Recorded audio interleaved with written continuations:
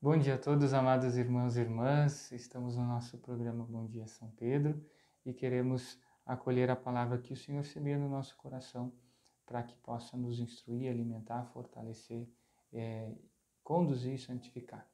O evangelho do dia de hoje é do capítulo 6 de João, os versículos 1 a 15. João 6, 1 a 15. Nós estamos entrando então nesse capítulo eucarístico do evangelho de João, porque é o capítulo que fala do pão da vida. Vamos então invocar o Espírito Santo, pedindo que ele venha sobre nós e que faça com que esta palavra penetre no mais profundo de nós. Em nome do Pai, do Filho e do Espírito Santo. Amém. Vinde, Espírito Santo, enchei os corações dos vossos fiéis e acendei neles o fogo do vosso amor. Enviai o vosso Espírito e tudo será criado e renovareis a face da terra. Oremos. Ó Deus, que instruístes os corações dos vossos fiéis com a luz do Espírito Santo, fazei que apreciemos retamente todas as coisas segundo o mesmo Espírito e gozemos sempre de sua consolação. Por Cristo Senhor nosso. Amém. O Senhor esteja convosco, Ele está no meio de nós.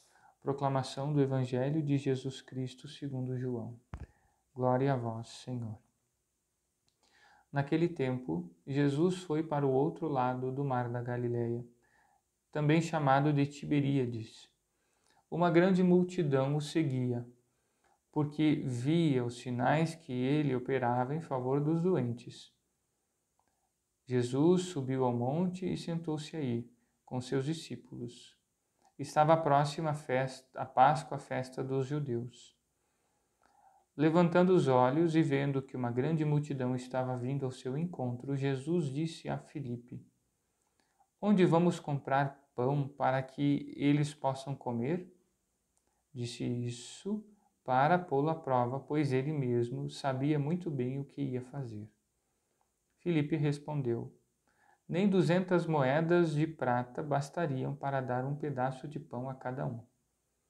Um dos discípulos, André, o irmão de Simão Pedro, disse: Está aqui um menino com 5 pães de cevada e 2 peixes.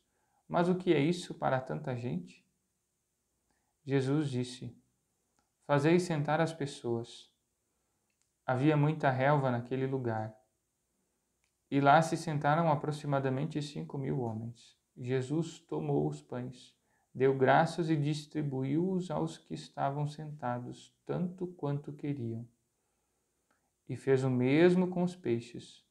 Quando todos ficaram satisfeitos, Jesus disse aos discípulos: Recolhei os pedaços que sobraram, para que nada se perca. Recolheram os pedaços e encheram 12 cestos com as sobras dos 5 pães deixadas pelos que haviam comido. Vendo o sinal que Jesus tinha realizado, aqueles homens exclamavam: Verdadeiramente, este é o profeta, aquele que deve vir ao mundo. Mas quando notou que estavam querendo levá-lo para proclamá-lo rei, Jesus retirou-se de novo sozinho para o monte. Palavra da salvação. Glória a vós, Senhor. Muito amados irmãos e irmãs, como disse antes, nós estamos no início do capítulo 6 e ele vai nos acompanhar por um tempo.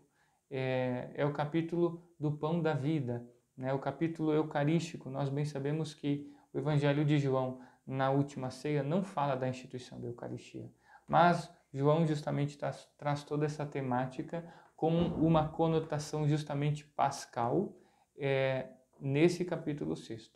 Então, tanto que chama a atenção alguns aspectos importantes desse evangelho que nós acabamos de escutar.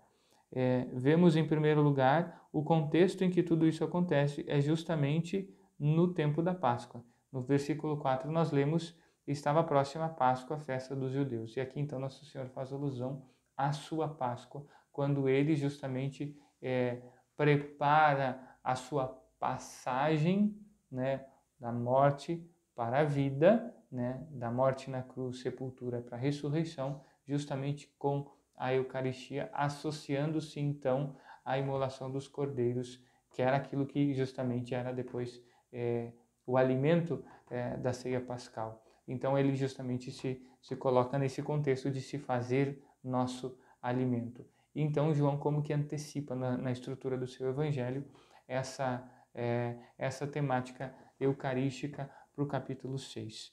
Nós vemos isso então, e vemos também no versículo 11 como Jesus, as palavras que o evangelista apresenta na realização deste milagre são as palavras justamente do evangelho, nos sinóticos, quando então Jesus institui a Eucaristia. Jesus tomou os pães, deu graças e distribuiu-os. São as mesmas palavras que nós temos na consagração, as mesmas palavras que nós temos na instituição da Eucaristia. Então isso é importante porque isso deve orientar toda a nossa percepção e compreensão de tudo aquilo que vai ser dito pelo evangelista a partir de hoje nos próximos dias nos evangelhos.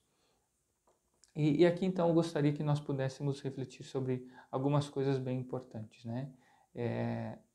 Poderíamos ouvir do Senhor algumas perguntas a partir desse evangelho. Talvez, né, o Senhor poderia nos perguntar: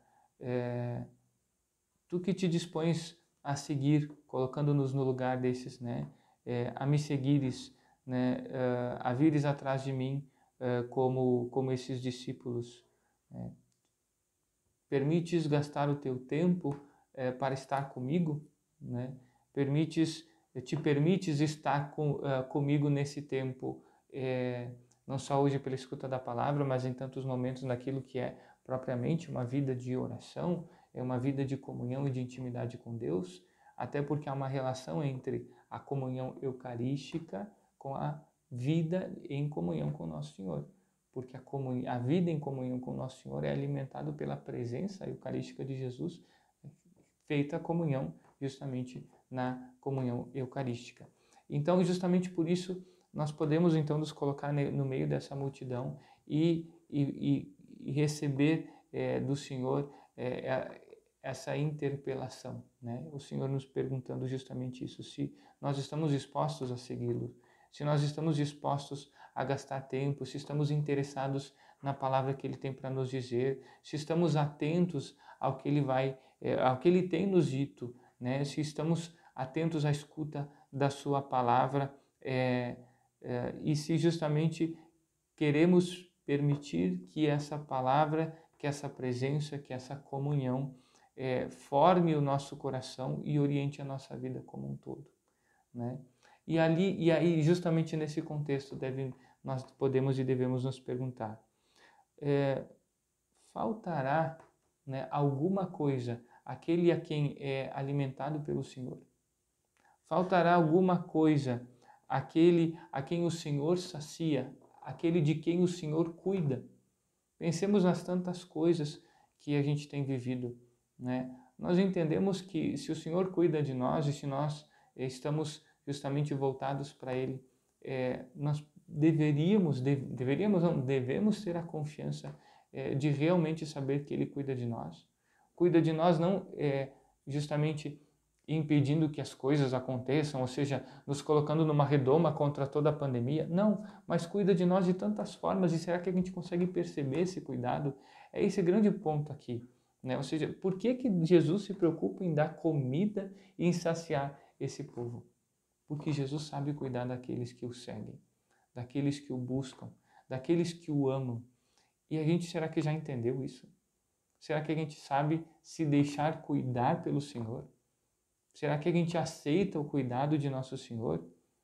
Né? E aqui nós até poderíamos nos colocar numa dinâmica assim, bem interessante de nos perguntarmos: será que nós seríamos daqueles que iríamos atrás do Senhor? Ou será que nós ficaríamos em casa e não iríamos ao encontro do Senhor? Né? Será que nós deixaríamos que algum temor nos impedisse de escutar a Sua palavra, de sermos alimentados por Ele? Vejam que aqui nós não estamos falando de cuidados sanitários, que logicamente nós temos procurado seguir com todo zelo e com toda atenção. Mas eu estou chamando a atenção para o risco do ficar em casa, no sentido não físico, mas no sentido espiritual. De ficarmos no lugar onde nós não somos alimentados. Aquele povo saiu de casa, saiu das suas vidas, saiu dos seus lugares para ser alimentado pelo Senhor, para ser orientado pela sua palavra. E aqui vem mais uma coisa importante.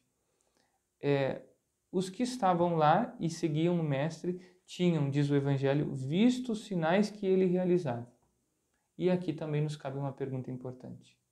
E nós? Nada do que vimos até hoje, do que tocamos até hoje, do que experimentamos do Senhor, nada disso nos atrai? Ou, pelo contrário, tudo que nós vimos, como diz João na sua primeira carta, tudo que vimos, que tocamos e que experimentamos do Senhor, da sua vida e da sua graça, não é justamente isso que nos atrai, nos arrasta atrás do Senhor e que tem força por acima de outras coisas, que faz com que a gente dê ao Senhor a primazia concretizada na coragem de buscar o Senhor nas dificuldades e de encontrarmos nele resposta para tudo que vivemos. Primazia que se traduz também na perseverança, primazia que se traduz na confiança de saber que ele justamente é aquele que cuida de nós e que sabe nos alimentar e nos saciar como nos convém, né? E vejam só, por que eu coloco essa pergunta? Né? Porque, ou seja, se o amor e a graça do Senhor não nos atrai, nós poderíamos dizer assim, é como se a luz não iluminasse, se o fogo não esquentasse, não queimasse. Mas não é o Senhor o amor? E não é, portanto, sendo Ele o amor, a luz que ilumina, o fogo que queima, que aquece, o amor que atrai, que encanta, que seduz, que arrasta, que converte, que conforma a nossa vida? Temos tudo isso naquele que se dá a nós como alimento, que quer ser amor dentro de nós e a partir de nós. Por isso, deixemos-nos conduzir pelo Senhor e alimentar-nos, deixemos-nos alimentar pelo Senhor. E colhemos ainda mais um ensinamento importante, façamos tesouro das migalhas. Tudo aquilo que o Senhor nos dá, né, tudo pode ser aproveitado. Né? Então, também, ou seja, temos que ser capazes de permitir que os outros sejam alimentados pelo Senhor, das graças que recebemos, sendo nós, então, tornando-nos, então, canais da graça do Senhor. Louvado seja nosso Senhor Jesus Cristo, para sempre seja louvado. Seguindo adiante, como de costume, nós queremos rezar pelas famílias que hoje celebram o dom precioso da vocação matrimonial e da recepção deste tão sublime sacramento, o sacramento da aliança no Senhor e com o Senhor. Queremos também bendizer o dom precioso da vida de tantos irmãos nossos, de nossa comunidade, que hoje então recordam o dia feliz em que o Senhor concedeu-lhes a graça de viver nesta vida, neste mundo, para alcançarem a vida eterna. Rezamos hoje também, e como temos procurado fazer de modo especial, por todos que têm sofrido, pelos que estão acamados, pelos doentes, pelas famílias enlutadas. Rezemos pelas crianças, por todos os que mais sofrem. Ave Maria, cheia de graça, o Senhor é convosco, bendita sois vós entre as mulheres, e bendito é o fruto do vosso ventre, Jesus. Santa Maria, Mãe de Deus, rogai por nós, pecadores, agora e na hora de nossa morte. Amém. Glorioso São José, que foste exaltado pelo Eterno Pai, obedecido pelo Verbo encarnado, favorecido pelo Espírito Santo e amado pela Virgem Maria, louvo e bendigo a Santíssima Trindade pelos privilégios e méritos com que vos enriqueceu. Sois poderosíssimo, e jamais se ouviu dizer que alguém tenha recorrido a vós e fosse por vós desamparado. Sois o consolo dos aflitos, o amparo dos míseros e o advogado dos pecadores. Acolhei, pois, com bondade paternal a quem vos invoca com filial confiança, e alcançai-me as graças que vos peço. Eu vos escolho por meu especial protetor. Sede, depois de Jesus e Maria, minha consolação nesta terra, meu refúgio nas desgraças, meu guia nas incertezas, meu conforto nas tribulações, meu Pai solícito em todas as necessidades. Obtende-me finalmente como coroa dos vossos favores, uma boa e santa morte, na graça de nosso Senhor. Amém. O Senhor esteja convosco, Ele está no meio de nós. Pela poderosa intercessão de São Pedro, nosso padroeiro, da Virgem Maria e de seu esposo São José, desça e permaneça sobre vossos lares, vossas famílias, vossos trabalhos e atividades, a bênção de Deus Todo-Poderoso, Pai, Filho e Espírito Santo. Amém. A todos um bom e abençoado dia. Fiquem com Deus.